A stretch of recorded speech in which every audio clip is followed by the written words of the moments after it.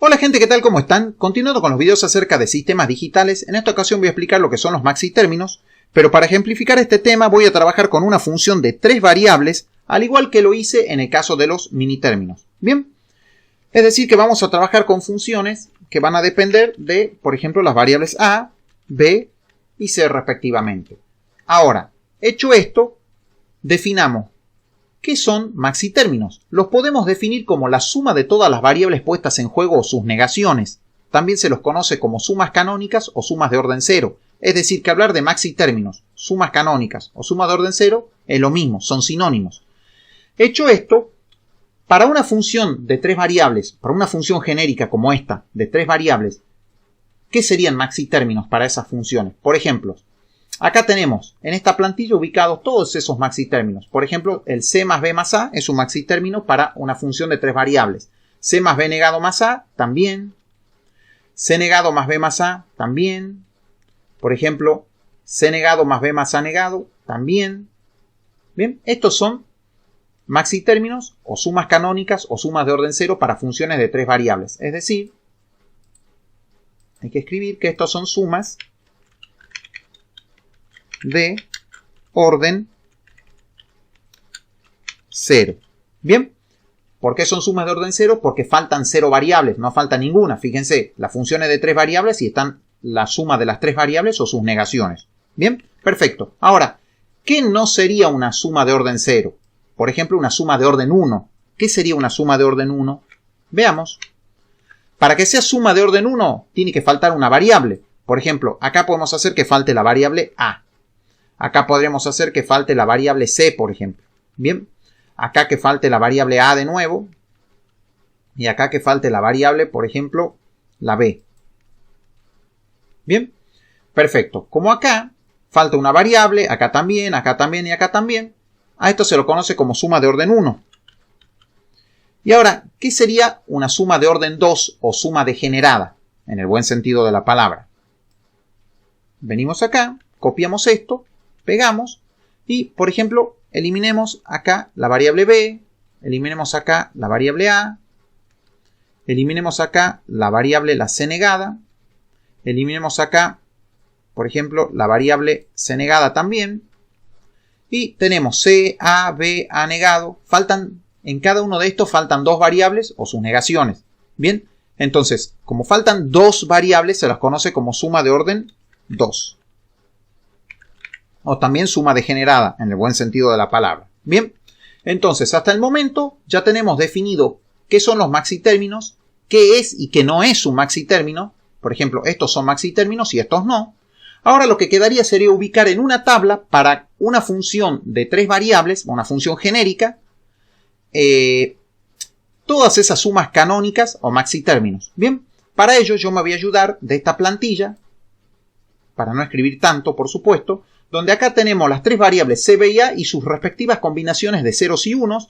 Acá en esta columna deberíamos rellenar con las sumas canónicas correspondientes para cada una de estas combinaciones, por supuesto, y acá su simbología correspondiente. Bien, vengamos acá. Acá tenemos, observen, acá las variables c, b y a valen 0.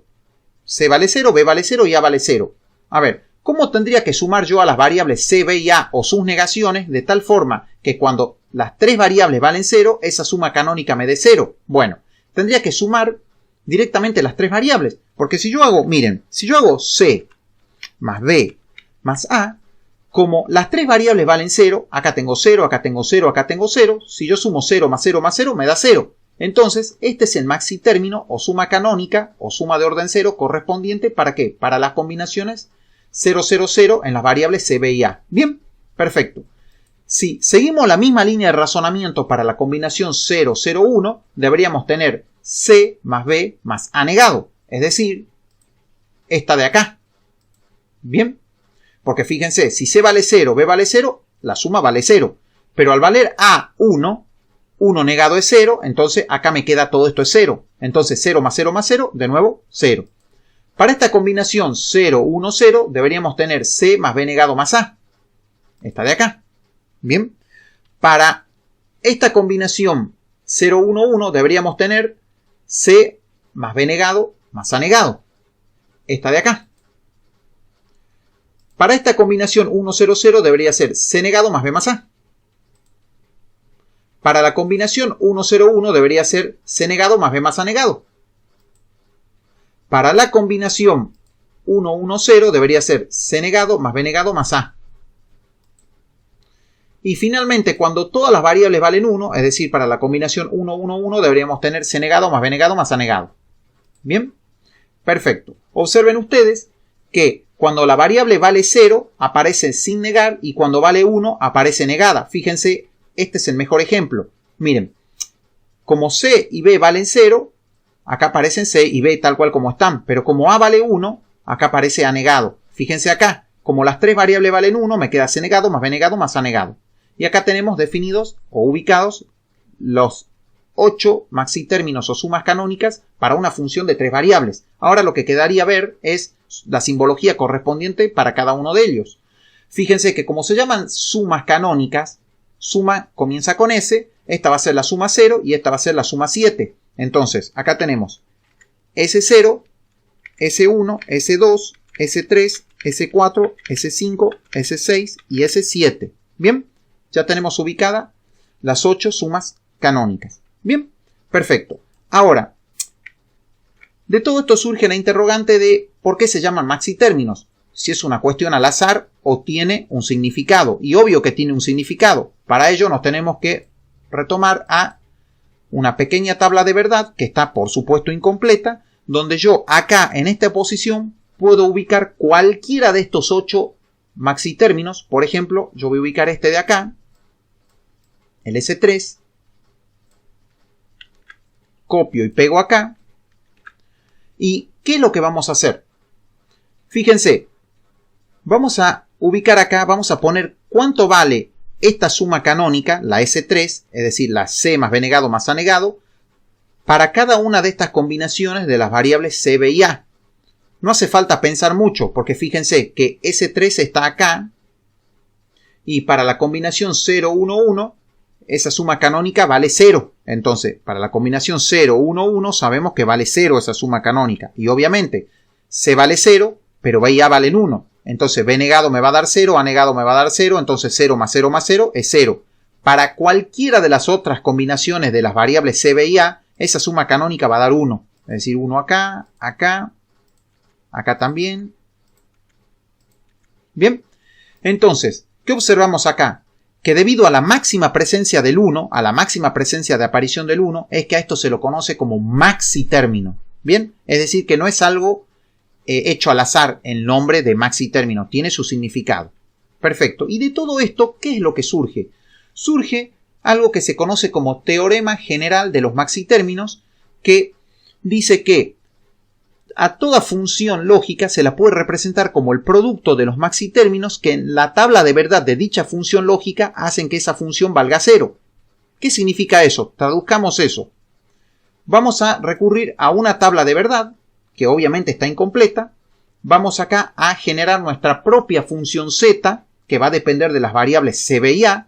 Vamos a rellenar, en otras palabras, con ceros y 1 acá. Bien, por ejemplo, acá pongo 0, 0, 1, 1, 1, 1, 1, 0. Bien, y vamos a expresar a esa función z de acuerdo al teorema general de los maxitérminos. Es decir, que z va a ser igual a ¿qué? Fíjense, ¿qué tenemos que hacer nosotros? Primero ubicar cuándo vale 0 esa función z. Vale 0 acá, vale 0 acá y vale 0 acá. Bueno, esta suma canónica, o sea, cuando vale 0 acá, ¿a qué suma canónica corresponde?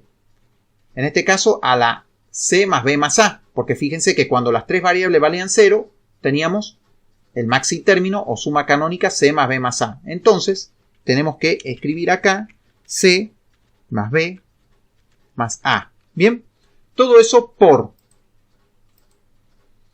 Vamos de nuevo. ¿Dónde más vale 0 la función z? Acá.